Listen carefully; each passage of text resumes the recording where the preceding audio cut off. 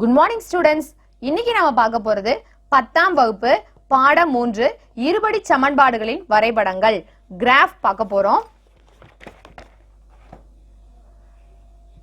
அதாவதுமா கிராஃப்ல நமக்கு ஒரு இருபடி சமன்பாடு கொடுத்துருவாங்க. அதிலிருந்து xக்கும் yக்கும் உள்ள மதிப்புகளை அட்டவணைப்படுத்துதல் எப்படின்றத பத்தி பார்க்க போறோம். நம்ம எல்லா சம்லயுமே கிராஃப்ல ஒரு இருபடி சமன்பாடு கொடுத்தா அதுல இருந்து x மதிப்பையும் y மதிப்பையும் நீங்க கண்டுபிடிக்கணும். அது எப்படின்றத நான் சொல்லி தரேன் உங்களுக்கு. உதாரணமாக x ஓட மதிப்பு ஒரு 0ல இருந்து இந்த பக்கம் ஒரு 4 மதிப்பு கொடுத்துக்கலாம், அந்த பக்கம் ஒரு 4 மதிப்பு கொடுத்துக்கலாம். அதாவது +1 +2 +3 +4. இந்த பக்கம் -1 -2 -3 -4.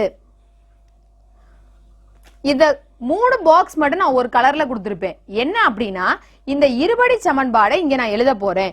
அதாவது x², அடுத்து என்ன இருக்கு x, அடுத்து -12. இந்த மூணுத்தையும் சால்வ் பண்ணாதான் நமக்கு y கிடைக்கும். இப்போ x இன் மதிப்பு -4 அப்படின்னா x² என்னது 4ஆல பெருக்கணும். நன்னாங்க எவ்வளவு 16, 3 9, 2 பெருக்கினா எவ்வளவு 4, 1 பெருக்கினா 1. மைனஸ் மதிப்பு எல்லாமே திருப்பி பெருக்கும் போது பிளஸ்ஸா மாறிடும். அடுத்து 0 1 4 9 16. அடுத்து x ஓட மதிப்பை போட சொல்லிருக்காங்க. நீங்க ஃபர்ஸ்ட் ரோல x க்கு என்ன மதிப்பு கொடுத்தீங்களோ அதை அப்படியே இங்க பிரதியிடணும்.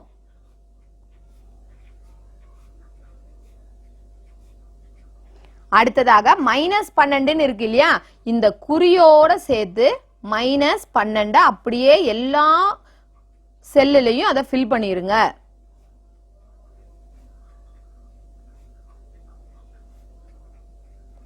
இப்ப நமக்கு தேவையானது இந்த 3 ரோஸ் மட்டும்தான். இந்த மேல கொடுத்திருக்க x ஓட மதிப்பை இனிமே நமக்கு பார்க்க வேண்டாம். சோ இந்த 3 மதிப்பையும் வச்சுதான் நமக்கு y என்னன்றதை நம்ம இப்ப கண்டுபிடிக்க போறோம். பாத்தீங்கன்னா இது பிளஸ்ல இருக்கு, இங்க ரெண்டும் மைனஸ்ல இருக்கு. அப்ப -4யும் -12யும் கூட்டினா நமக்கு எவ்வளவு -16, ஒரு +16. ரெண்டுத்தையும் சேர்க்கும் போது விடை 0. சோ 0 இங்க போட்டாச்சு. அடுத்து மைனஸ்ல இருக்கிறது -3 -12, ரெண்டுத்தையும் கூட்டினா -15, மேல ஒரு +9 இருக்கு. வெவ்வேறு சைன்ல இருந்தா என்ன செய்யணும், கழிக்கணும். 15ல 9 போச்சுன்னா 6, பெரிய நம்பருக்கு முன்னாடி மைனஸ், சோ -6. அடுத்து -12யும் ஒரு -2யும் கூட்டினீங்கன்னா -14, அதுல இருந்து ஒரு +4 கழிக்கணும். விடை -10. அடுத்து இந்த 1யும் பாத்தீங்கன்னா +1 -1 ரெண்டுமே கேன்சல் ஆயிரும். மீதி இருக்கிறது என்னது -12. அடுத்து 0 மதிப்பு கிடையாது, -12. அடுத்து 1 கூட்டும் போது 2, 12ல 2 கழிச்சோம்னா -10.